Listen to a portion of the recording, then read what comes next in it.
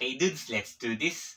By the way, sa mga nakakakilala at hindi pa nakakakilala sa akin, I'm Ramel Bulana, simpleng mamamayan ng Pilipinas at isang core skater.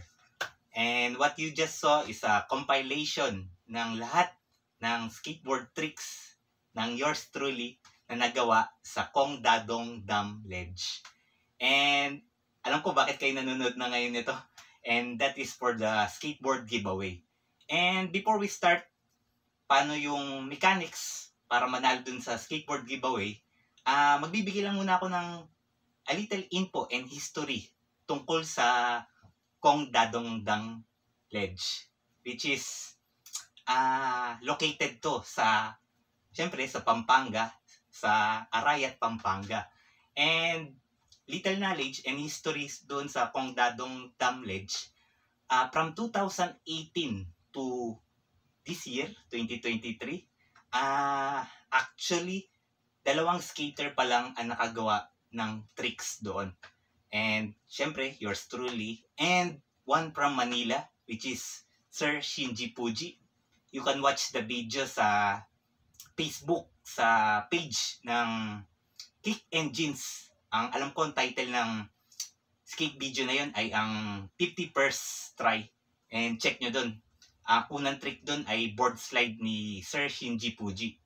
And yeah, yours truly din. From 2018 to 2023, nakagawa tayo ng mga tricks din. And kung napanood nyo yung compilation, actually, recently lang may ginawa akong tricks doon. And from that year, 2018 to 2023, 5 years from that, nakagawa ako ng 10 tricks doon sa spot na yun. And eto na, tatanungin nyo, bakit nagpapa-skate compy ako through online tungkol dito? Ang main reason ay, yan nga, marami na tayo ngayong mga skaters na malulupit, mga new guns natin dito, mga young guns, and lalo na dito sa Pampanga. Not only that, marami ng mga taga Pampanga and other skaters na galing pa sa Manila, Bulacan, or basta, may mga taga Mindanao pa nga yata nakapunta na dun sa Kong Dadong Dam spot. And sa tabi lang nun, meron ding ledge dun na mababa lang, 4 stairs. Marami na ako nakitang spots, ay mga tricks dun sa spot na yun. And same din dun sa Kong Dadong Dam Ledge. Pero focus tayo dun sa Kong Dadong Dam Ledge. Historically and legendary spot siya dito sa Pampanga. Kaya pinupuntahan siya ng mga skaters pro and nagbibideo sila doon. Pero from 2018 to this year, marami na nakitang tricks ako doon sa mga video. Pero never na nakita ako ng skater maliban sa aming dalawa ni Sir Shinji Fuji na nag-attempt ng board slide from top to bottom dun sa sa Kongdadong Dam Ledge.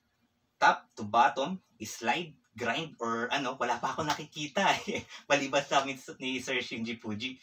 And yeah, maraming tricks na nagawa dun, mga kickflip sa from top to bottom. May nag-ollie pa nga dun sa kabila. Pero yun nga, wala pa nag-attempt na mag-board slide ulit dun or kung ano man trick na never been done. And that's it. Dito na tayo pumapasok sa competition na to. What I want to see is someone who can do a trick from top to bottom dun sa Kongdadong Dam Ledge.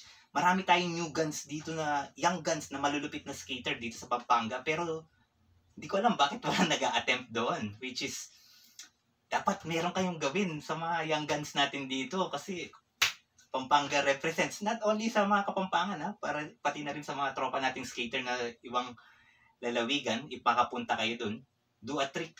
And yeah, kasi para core skateboarding, alam natin na lahat na nagpro-progress na yung skateboarding ngayon, marami na tayong skate park, pero we all know that skateboarding belongs to the street. Kahit anong mangyari yan, alam rin ng mga pro skaters yan. And I want to see a never been done trick dun sa spot na yun. Lagi kong iniisip pag pupunta ako sa isang spot, lalo na yung mga street spot, gusto kong gumawa ng never been done trick dun. I'm a middle-aged man na, pero paano nakakagawa pa rin tayo ng never been done trick. And that's what I want to emphasize sa mga young guns ngayon, na keep on skateboarding, do never been done tricks, and be yourself, be a creative one. Hindi naman sasabi kung gumawa kayo ng tricks na huwag kayong gumawa ng tricks na nagawa ng iba. But what I mean is be creative. Be yourself. Yun nga, gumawa kayo ng never been done. That's how you are being remembered as a skateboarder. And that's it. Let's go to the skateboard giveaway. And actually, 3 yung mananalo dun. Rule number 1. Dun sa Kongdadong Dam, pag nakapunta kayo, ang rule number 1 para dun sa trick na kailangan yung gawin, kailangan from top to bottom dun sa ledge, either sa left side or right side, hindi ko alam kung goopy or regular skater kayo, kailangan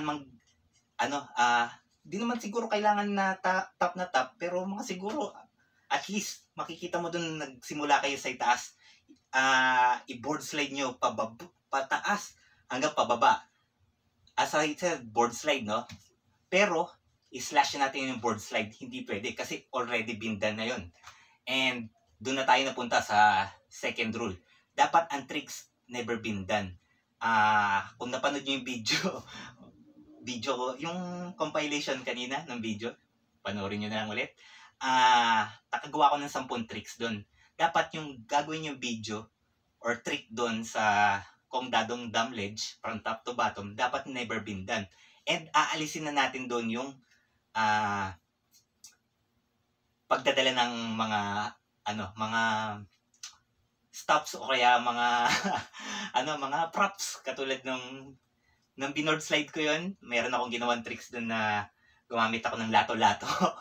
And also a kendama, actually a kendama, which is pag gumawa kayo ng tricks ngayon doon, baka ibo-board slide nyo, plano nyong mag-juggle or magbasa ng libro, ganun. Hindi na siya kasama. I think outside of the box, ibang trick. Either basta nagbo-board slide kayo dun, i-shove it out ninyo, o kaya pag board slide ninyo dun, i-flip out nyo, o kaya flip in to flip out. Sana, yun ang gusto kong makita. Then, sa third rule, ang third rule natin, isa lang ang third rule natin. Siyempre, first, second, and third rule. Ang third rule,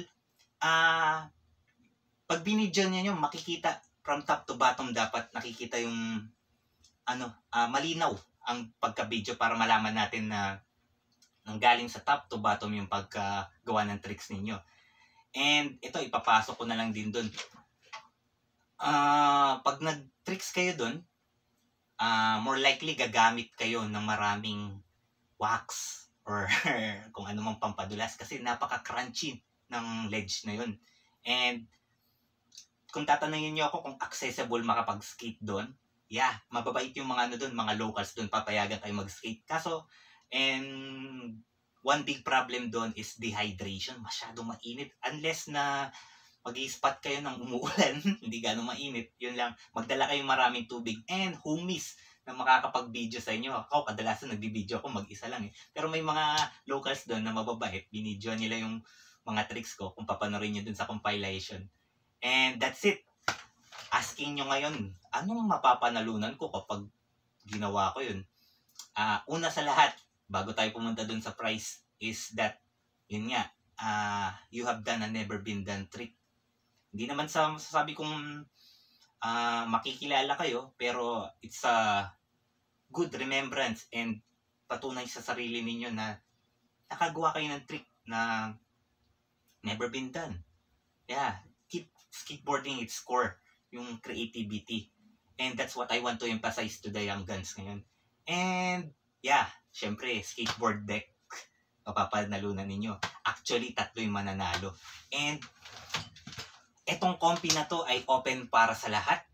Pampanga ka man or outside Pampanga. And I'm gonna give 3 skateboards until such time na may makagawa na ng 3 tricks doon na never been done at di pa naubos yung board. Ongoing ang ating compy. Paano nyo i-send sa akin yung video? Kung dito sa mga comment section, alam ko, pwede nyo naman i-cut or crop yung video, lagay nyo na lang dito sa comment section. And pag napatunayan natin na legit yung trick ninyo, never been done, from top to bottom, yeah, maganda, malinaw, then you win one of these skateboard decks. Yan, 3. And tatanungin mo, anong mga board to? Siyempre, Kapampangan, di ba? Ang mga papapanalunan yung board ay mga pro model na mga Kapampangan skaters dito sa Pampanga. Pero hindi nyo naman kailangan na talagang taga-Pampanga kayo para manalo. Kahit tagalabas kayong Pampanga, pwede kayong manalo nito. First board is from With the Kids. Yeah, one of the idols dito sa locally sa Pampanga, si Dan Lumanas. Pro board niya. Then, next one is board from hindi ako nagkakamali sa Friendly Skateboards. Yeah, pro model, another awesome skater here from Pampanga, si Kyle Dimaon. And lastly, another Kapampangan skateboarder with his pro model from Pop Out Skateboards, MJ Giel. Yeah, ito yung mga mapapanalunan yung board. Yeah, 3 yan. Okay, so that's it, dudes. Hopefully, meron tayong mga young guns na makakagawa ng never been done tricks para dun sa Kong Dadong Dam ledge. And historically, makakagawa kayo ng never been done tricks and will be remembered by lots of our skaters here in Pampanga, not only in Pampanga, here in the Philippines. And that's it, dude. Good luck sa inyo. Kung sino man kayo, good luck. Yeah, dude.